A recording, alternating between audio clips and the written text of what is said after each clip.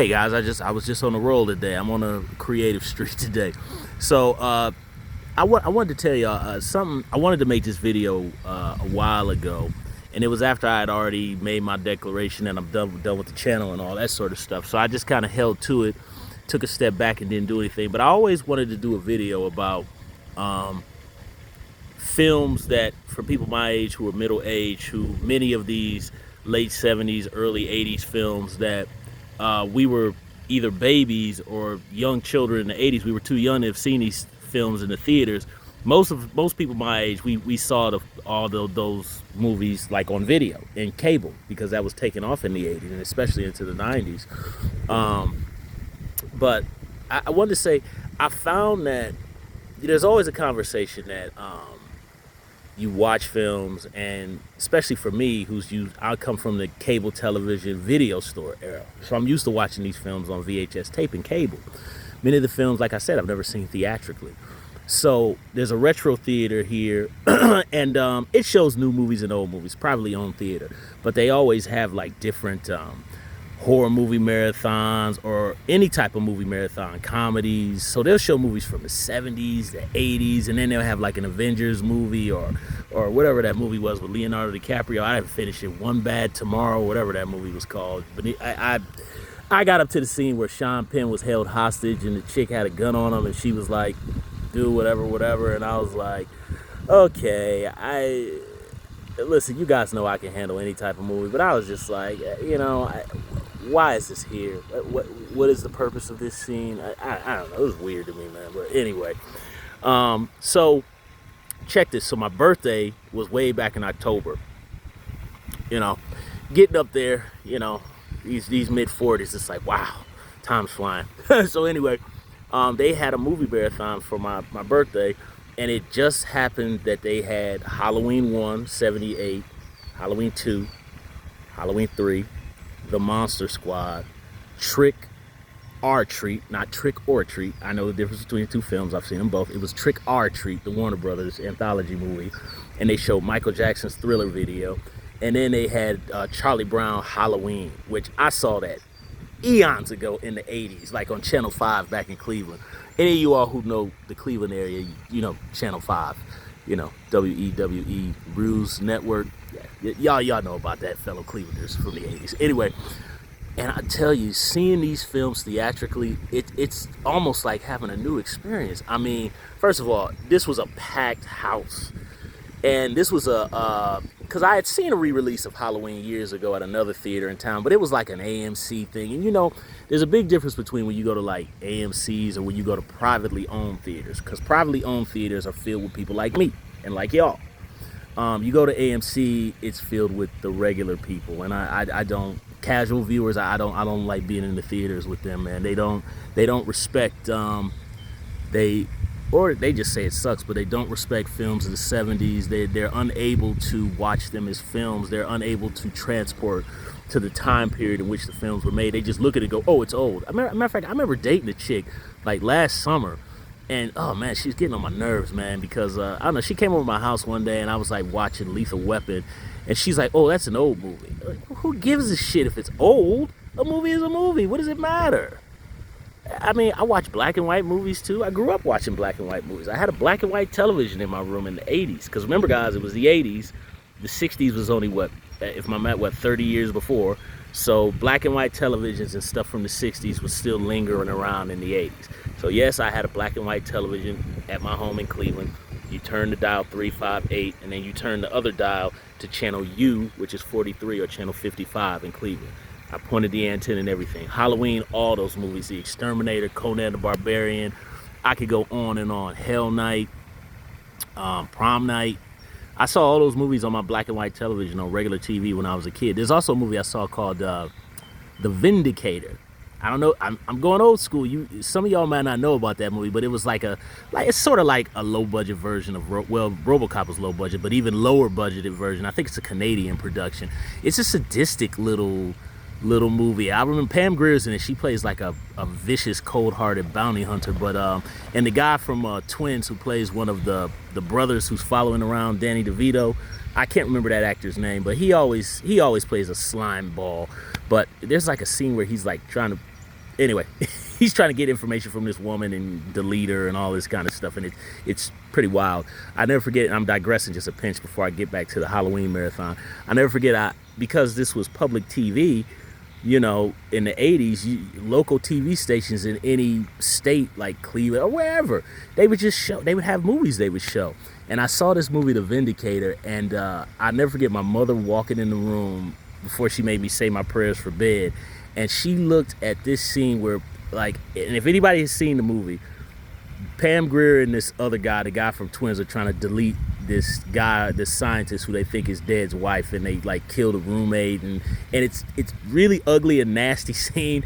And I remember at the time my mother was like, "What are you? Why? Oh my God, no!" And she cut the TV off. I saw the film years later, maybe like a couple years ago. It was on YouTube, and I watched it again because I was like, "Oh, I remember this movie." And my God, when I saw that scene again, I totally agree with my mother.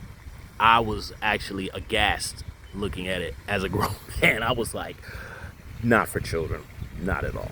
But anyway, so I went to see this Halloween marathon. I'm sorry, y'all, I went too long with that.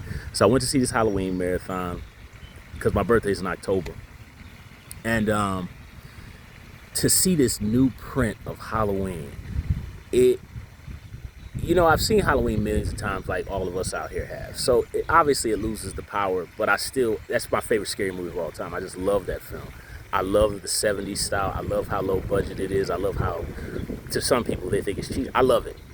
But to see it on a big screen with new sound, I'm telling you, and I swear, there were moments in the movie I thought I could hear Michael Myers behind me in the theater because the way the breathing, because the breathing is very present in the first film and in the second film. They kind of lost it in the later movies, but his breathing, that's a big thing in that original movie, what makes it creepy. And when you hear it in a theater, and the theater was completely black, literally there wasn't even lights down the aisle, literally you could trip going into this theater, and it was awesome. And I was shocked at how utterly scary and creepy Halloween is. It was scary and creepy. Now, one of my friends, she told me, she was like, "Oh my God, Mom, that movie's not scary. Come on, Mom, be serious." And I'm like, "No, it was really scary." And it was suspenseful. And, I had a couple of younger, because it was packed, and there was a lot of younger kids in there. So it was a mixture of 40s, 50s, and then there was a lot of 20-year-olds. The 20-year-olds, it was a group of 20-year-olds next to me, right? And they were, they were younger. There were a couple of guys, a couple of gals. They were LGBTQ. And the reason I bring that up is because the Monster Squad was part of the marathon. Now, you guys know Shane Black wrote that. And first of all, to see Monster Squad in the movie theater for a man my age was like gold. I have never had so much fun in my life. And the kids who were next to me, they liked the film, but they were having trouble with the lingo, because the Monster Squad has that dated lingo, kind of the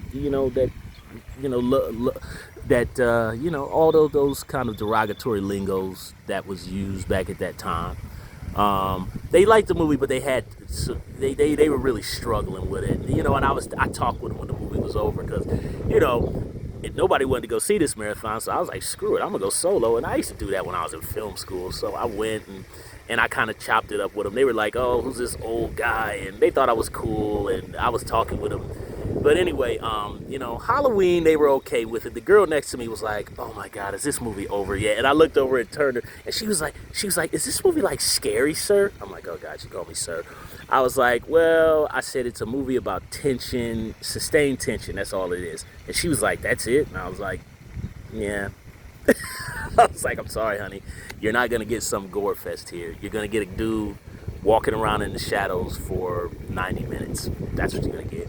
And when the movie was over, I said, "What did you think?" And she didn't say she hated it. She was just kind of like, "It was what you said it was." And she was like, "It was okay." But I know by the end, when Lori's walking across the street, she was just like, "Oh my God, get over there already."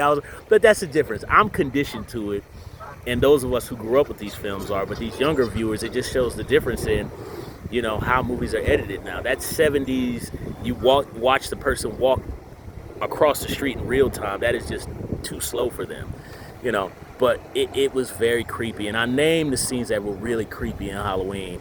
The scene where Sheriff Brackett and Loomis go to Michael Myers' house was creepy, creepy, and the gutter gag actually got me. I've seen the movie 1,000 times, but the gutter gag got me. I was like, what? And the scene where he kills Linda and the close up of the face with the blue, I got chills down my spine. It was so creepy, man. And the music and oh my God, Halloween. John Carpenter is a stunning filmmaker. Then we get to Halloween 2. I've always loved Halloween 2 my entire life. I actually saw Halloween 1 first when I was a kid. I saw it on Channel 43, 8 o'clock movie, WUAB in Cleveland. Those of you Clevelanders know about that. Anyway, and I saw Halloween 2. I think I saw Halloween 3. Then I saw Halloween 2 on TV years later. My cousins told me about it. But this was even before 4 had come out. And then 4 had kind of just come out when I had seen 2. And I had always loved 2. And even when I was little, watching Halloween 2, my dad used to let me rent it a couple times. I always thought 2 was better than 1 when I was a kid, but I liked them both. But seeing them in the theater back to back, I hate to be so brutally honest, but Halloween 2 is not good. I'm sorry, y'all. It's not good. And it's not to say that I don't like it, because I've seen it millions of times and it's grown on me. But seeing it back to back with Halloween 1 in a theater, it became very apparent that this was pure monetary studio driven product. I mean, it's still very, I like all the, I believe it's Dean Cundy, like all his work. It's all great. The lighting is great. That scene where he kills the fat security guard, I hated that scene when I was a kid, and I still don't like it now. It just goes on and on and on, and it's like, oh God, kill him already. That's the one time where I felt in the theater like, God, kill him already, man. But and I realized how, Halloween 2 feels very, I don't know, seeing it on the big screen, it feels very just by the numbers. Like Michael Myers is just kind of walking around, Laurie is kind of sleeping. He kills a few people, and then the movie comes alive when Donald Pleasance is on screen, tearing people up verbally. Donald Pleasance was just awesome when he was going crazy. I found out he was a World War veteran, and he was like I think he was a POW. Like his plane got crashed, and he was a prisoner in a war camp. I'm like, oh my God! No wonder he could say, "Get out now." I shot him 6 times. That's where that comes from. But Halloween 2, it was pretty stunning to see it on a big screen. I still liked it. In the finale, when Michael Myers catches up with Laurie and Dr. Loomis, all great stuff. Great. But the stuff in between, and all of Donald Pleasance's monologues are great. The early Sheriff Brackett scene, great. But it does completely feel, it feels pointless to me when I was watching it. I was like, man, it feels so hollow. But I still like it. It's still part of the pinnacle. Halloween 3, they actually didn't show third. They showed that the last movie of the night, and by that time the sun was coming up, because you basically stay for all the movies. You can watch them all, or you can leave. And Halloween 3, I just couldn't make it. I was too tired. The sun started coming up. I looked around the theater. You start losing people. Start seeing pockets. And I said, it's time to go home. But I did watch Trick or Treat, which I was actually working in a movie theater when that movie was announced to come out. And we had trailers for it. It never came out. It just went straight to Blockbusters, I remember it came out like the last year. I rented it from Blockbusters the last year they were open. But that was a fun movie to see on the screen. I always liked that movie. It was cool. I like that twist with the werewolves and the dude who you think is a vampire, but he's not. He's just a serial killer, and he's the serial killer teacher dude. So I thought that was pretty good. Like I said, Monster Squad was just great to see on the big screen. Everybody was laughing, and a couple of the lines, we were kind of like, ooh, like you could literally hear the audience. There's one line that I thought was cold-blooded, actually more than one, and it sounds like Shane Black probably wrote it. But there's a line where the kids are walking in front of Scary German Guy's house, and they say, I can't remember what the line is the kids say, and then one of the kids go, oh no, well, he's probably just on welfare. I was like, damn, that was, excuse me. Look, everybody in the theater was like, oh, like you could hear the theater go like, damn, that was cold. And when they start dropping the F-bomb, you know, the kids next to me were really having a rough time with it. And, you know, I kind of leaned over to them and I said, guys, it was a different time. And, you know, we, you know, you can move on from things like that, you know. Not, you know, you move on from things like that, you know, and it's just a product of its time. But they had fun with it. And to see Michael Jackson Thriller, I mean, in a theater, I remember us watching it as a family when it premiered on MTV. I was very young. And my father even says to this day, he believes my love of scary movies started because of Thriller. My dad's 75. He still says that to this day. He goes, man, we never should have showed you Michael Jackson Thriller. He was like, you've been hooked on that stuff ever since. That's my father said that recently, you know. And sometimes I tell my dad, like, I don't go to the conventions anymore. I used to go to Scarefest and I went to Horror Hound a few times. You know, I just found it to just be, I don't really like it. Sometimes the actors, I met Shannon Elizabeth, very sweet, from American Pie. She's just a nice lady. And her manager, her business lady, very polite, very respectful. I chose a picture and they were like, she was like, what picture you want? And I chose the one with Shannon Elizabeth in a bathing suit. And her manager and Shannon Elizabeth, they looked at me and they were like, of course you wanted this one. I know you wanted this one. They were like, why do you want this one? And they kept staring at me and messing with me. And I said, ladies, come on. I was like, ladies, don't mess with me like that. Please don't do that to me. And they were very sweet. And I was very nervous. And, you know, Shannon Elizabeth, and also, too, that was at the time when I was like tip-top shape. I was in the gym all the time. Man, I mean, no alcohol, no fast food, waiter. I mean, I was in tip-tops. And Shannon Elizabeth put her arm around me. I was like, yeah. She was nice. I met Chris Sarandon. He was okay. He was much more excited to talk to the young lady behind me. I wonder why. But he's pretty cold, pretty distant. You know, I asked him to sign an autograph for my mother because my mother loved Fright Night and she loved him. So I went and got an autograph from Chris Sarandon. I was close to getting a picture with him, but he was so cold, and his manager person was a total a-hole. Oh man, that guy was like, I was looking at him like, okay, look, buddy, I'm a hospital worker, so your little movie star, I can talk to people any way you want to. We can handle that, bro, if you want to. like, I'm not on that Hollywood stuff, bro. You know. But anyway, and so I kind of walked away, and there was an issue where like these people cut in front of me and some other people in line, and I was like, oh my god. I was gonna get, I think her name is Judy Anderson from American Ninja and Friday the 13th Final Chapter. She like, it felt like she kind of blew me off because I like looked at her and made eye contact, and I was walking over and she looked away, and I was like, oh well, damn. Well, you're not getting my $60, you know. And who's the other one I met? And I've seen everybody there: Bill Moseley, Kane Hodder, Robert Englund, R. Mayhoff, Michael Berryman was there. Clarissa Rose from Sleepaway Camp was there. One of the guys, he played one of Patrick Swayze's buddies from Point Break, one of the bank robber guys. I can't remember his name, but he was there. And I met Miguel Nunez from Friday 5 and Return of the Living Dead, you know, various Martin Lawrence movies, obviously Lethal Weapon 3 and deleted scene from Lethal Weapon 1. He was pretty distant, you know. It was disappointing. I'm not gonna be all mean and say nasty things, but pretty disappointing. He was pretty distant. Really wasn't paying attention to what I said. I know I was very excited to meet him because, you know, he's a man of color, and he was like at least my earliest version of seeing men of color on film, along with all the other guys who were doing stuff back then in the 80s and the 90s and those kind of movies.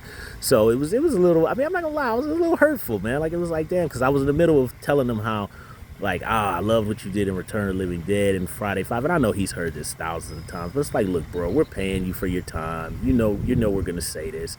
Don't be an ass. Be a little bit more gracious. And I wish he would have been a little bit more gracious, but you know, Miguel got to make his money. But I was in the middle of talking, and he just like literally kind of like cut me off, and he was like, oh, okay. And he kind of like, it almost was like dismissive, like he kind of shooed me off. And I was just kind of like, oh, okay, it's like that, okay. Because, you know, my thought, I was thinking like, but see, it made me realize this is Hollywood stuff. You know, Hollywood is about that green. It ain't no loyalty. So, you know, me coming up being a black dude and all that, you know, Miguel Nunez is like, stuff all that noise, homie. You give me that cash, you know? Okay, I can dig it. All right, I see how you roll, brother. All right. But very dismissive. Didn't really pay attention to me. And that sucked. That sucked. That kind of made me kind of go like, you know, I don't think I'm going to be wasting my money at these conventions anymore. Unless, like, I go buy from a vendor and they got some cool movies that you can't find. I'll buy their stuff. But paying the actors for autographs, I'm just not doing that anymore. I just they seem like they hate it. They don't seem like they want to be there. I walked past Tom Atkins and he was pretty upbeat, but that was 2017. I've heard within the last couple of years, as he's gotten older, that he kind of is like done with it. I mean, the actors look like they hate it, man. So I don't know. I don't go. But anyway, that was my long-winded video, kind of warming back to the YouTube channel.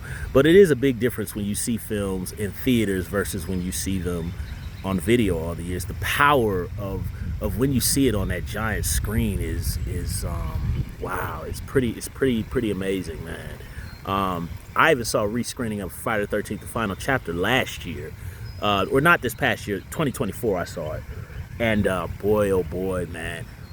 The impact of the Tom Savini kills in the final chapter on the big screen was like, I mean, they are hardcore, but they felt even harder. Like, I was like, whoa, like, you know, he hit the girl with the axe, and he kills the the cruel one where he kills the deaf hitchhiker, you know, it was like, whoa. So there is a power to when you see the films in theaters, and it goes back to kind of what Tom Cruise was saying. Was that, you know, Top Gun Maverick, that's not going to streaming. That's for the theater. So, I don't know. I hope theaters don't die. It certainly looks like they will. But hopefully we could keep little tiny independent theaters like this to kind of, you know, keep the theater experience alive. Because I don't care what people say. You might have a 65-inch TV at your house. It is not going to replicate the feeling. I don't care how big your TV is. It's not going to replicate the feeling of going to see Top Gun Maverick in IMAX, or even just seeing Halloween in a big theater. It doesn't replicate. The feeling is just not the same. You know, people have debated with me about that, but it's not the truth. But that was just a little video I wanted to send out there. It was long as usual, guys. You guys know how I do it. So if you were able to stick with it, you can stick with it. If not, hey. But hey, RMJ Movie Reviews is back, and I'm kind of pulling like an Arsenio Hall, so coming back. So if you guys want to watch, you can. If you don't. If you don't finish the video, don't, whatever. Have a nice day. Talk to you later.